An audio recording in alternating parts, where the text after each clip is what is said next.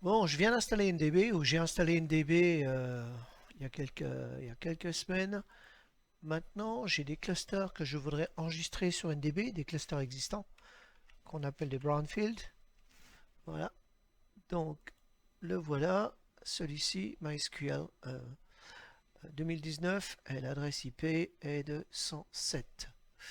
Donc, vu que c'est pas un out of box, il va falloir que j'enregistre ce serveur. Donc, avant d'enregistrer les bases de données, il va falloir que j'enregistre le serveur Win 2019. Donc, list, voilà, pour l'instant, il n'est pas là. Là, c'est autre chose, c'est une golden image. Donc, voilà, serveur enregistré. Celui-là, il est tout simple. Donc, voilà, MSQL. Oups, MSQL. Pourquoi j'en ai deux? Ah, d'accord, il y a deux cartes. Ok. Donc, voilà. Ok.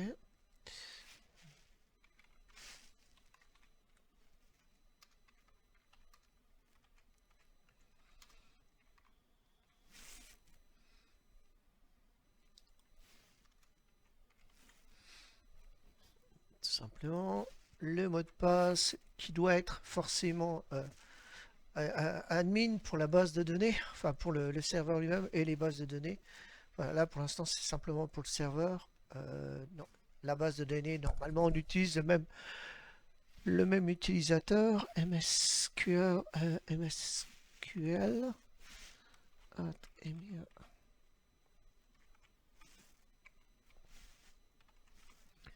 simplement.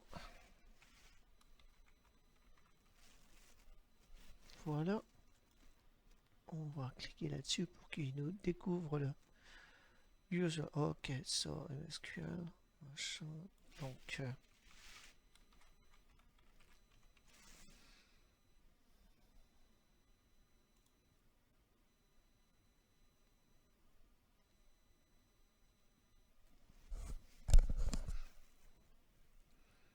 voilà, donc il me l'a trouvé. Il me l'a trouvé. Donc il a bien trouvé l'instance. D'accord. Donc je vais l'enregistrer tout simplement.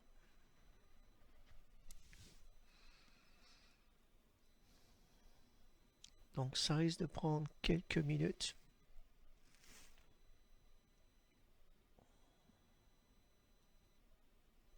Voilà. Donc là on va attendre. Si je viens là, que je fais simplement running. Ok. Ça va mettre un certain temps ou un temps certain. Voilà. En attendant, je vais mettre sur pause. Donc voilà, ça a mis exactement 3 minutes et 10 secondes pour être enregistré. Donc là maintenant, si je reviens ici, je vois 4, 3, pardon. Et donc là, je vois les bases de données par rapport à ça. Là, si je vais sur le serveur lui-même, en base de données, j'ai TestDB et LearnGui. Ok. Donc, si je vais Databases, Source, pour l'instant, je ne les vois pas. Donc maintenant, je vais enregistrer les bases de données une par une. Donc database en serveur qui est enregistré. Donc oui, tout simplement. Là, je vais pouvoir voir les serveurs. Le serveur, mon serveur à moi, là, celui que je veux rajouter, donc enregistrer les bases de données.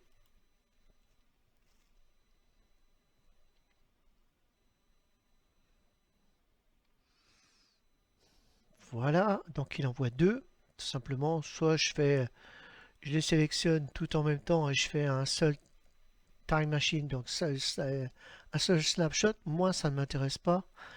Je vais les enregistrer une par une. D'accord.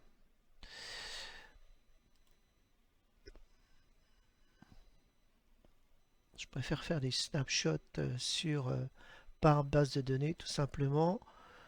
Là, je vais pas mettre de snapshot pour l'instant. De time machine, m'intéresse pas. Tout simplement, ça va mettre à peu près, ça va relativement vite entre nous. Donc, hop, status, running, enregistrer une base de données, voilà.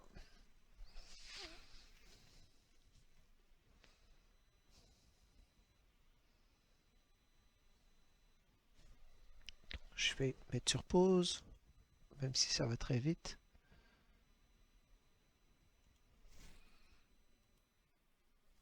Voilà, donc comme je disais, ça va relativement vite pour enregistrer une base de données. Donc on retourne ici, on va aller voir si elle est là. Et je peux voir ma testDB qui est là tout simplement. Donc on va faire la même chose pour la deuxième. Sélectionner cluster. MSIGO. Non. Enregistrer, pardon. Enregistrer. Voilà, tout simplement. C'est bien celle-là. Là.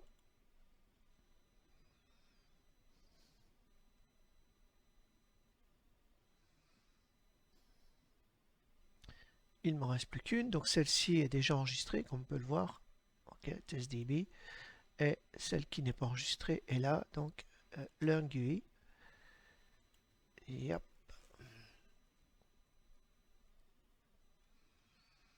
Là où j'y mets des snapshots ou pas, ça va défendre un petit peu. Enfin, pour moi en tout cas, il n'y en a pas besoin.